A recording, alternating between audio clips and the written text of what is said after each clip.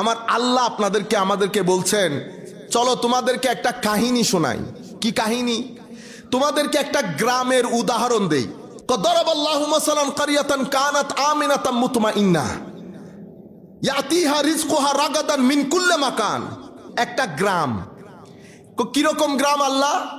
গ্রামটা কানাত আমিনাতাম মুতমাইন্নাহ, সকল দিক থেকে এই গ্রামের মধ্যে শান্তি ছিল।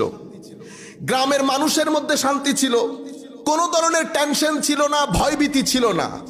মানুষ একেবারে শান্তির সাথে, সহমর্মিতার সাথে, সম্পর্কের সাথে, সুখ স্বাচ্ছন্দ্যের সাথে সেই গ্রামে বসবাস করছে। কেন? কারণ ইয়াতিহা রিজকুহা রাগাদান মিন কুল্লি মাকান, প্রত্যেক জায়গা থেকে তাদের যা যা কিছু দরকার আল্লাহ তাদের প্রয়োজনের তুলনায় বেশি দেওয়া শুরু করেছে। আসমান যখন পানি বর্ষণ করত একদম তাদের যা যা প্রয়োজন, মাটি যখন ফল মূল শাক সবজি প্রডিউস করত, উৎপন্ন করত, তাদের প্রয়োজনের চেয়ে বেশি উৎপন্ন করত। গাছ যখন ফল দিত, মানুষ পশু পাখি খাওয়ার পরেও গাছের ফল গাছের নিচেও পড়ে থাকতো। মাছ, সমুদ্র যখন মাছ দেওয়া শুরু করত, মানুষ মাছ খেতে খেতে শেষ পর্যন্ত আমাদের নামই হয়ে গেছে মাছে ভাতে বাঙালি। ইয়াতিহা রিজকুহা রাগাদান মিন কুল্লি মাকান, প্রত্যেক জায়গা থেকে তাদের রিজিকের আম্বার, মানুষ খেয়ে শেষ করতে পারে না। তারপরে কি করলো? ফাকাফারাত বিআনআমিল্লাহ, তারা আল্লাহর নিয়ামতকে অস্বীকার করতে শুরু করলো। কেন?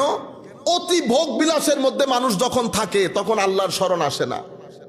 মানুষ এই ভোগ, অতিরিক্ত টাকা পয়সা মানুষকে আস্তে আস্তে আল্লাহ থেকে দূরে সরিয়ে দেয়। তো এই ফাকাফারাত বিআনআমিল্লাহ, অতি সুখ তাদের সহ্য হয় নাই।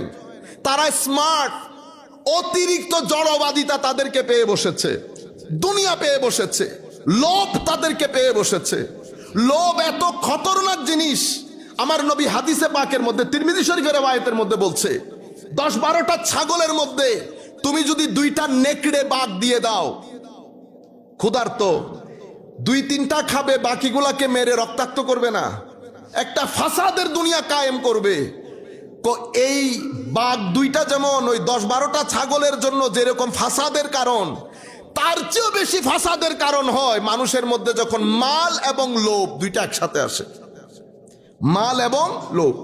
তো ফাকাফারাত বিআনআমিল্লাহ, অকৃতজ্ঞতা প্রকাশ করলো। এরপরে আল্লাহর সুন্নত কি? ওই যে বলেছি, একটা কাজ করবেন আরেকটা কাজের জন্য অপেক্ষা করতে হবে।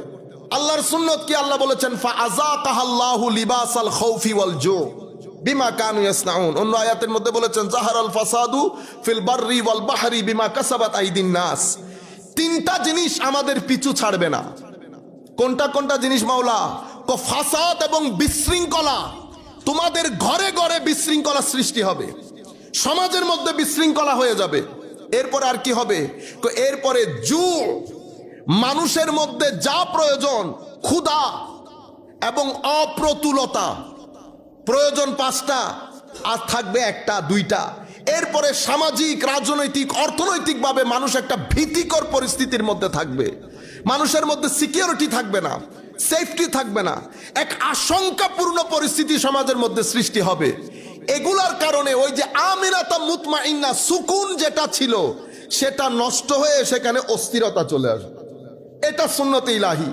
এখন আমি যদি চাই আমার এই 2 টাকার এই 2 ইঞ্চি জায়গার মধ্যে শান্তিটা রাখার জন্য, তো আল্লাহ রাব্বুল আলামিনের সুন্নত হচ্ছে 2টা দায়িত্ব আমাকে পালন করতেই হবে। একটা, আল্লাহর প্রতি আমার দায়িত্ব ইবাদতের মাধ্যমে। আল্লাহর প্রতি ইবাদতের কথা যখন আসবে সেখানে আমার নবীও থাকবেন। কিরকম? নবীর জন্য তো ইবাদত না। আল্লাহর ইবাদত কি আপনি এমনি এমনি গিয়ে করতে পারবেন? করতে পারবেন না। মনে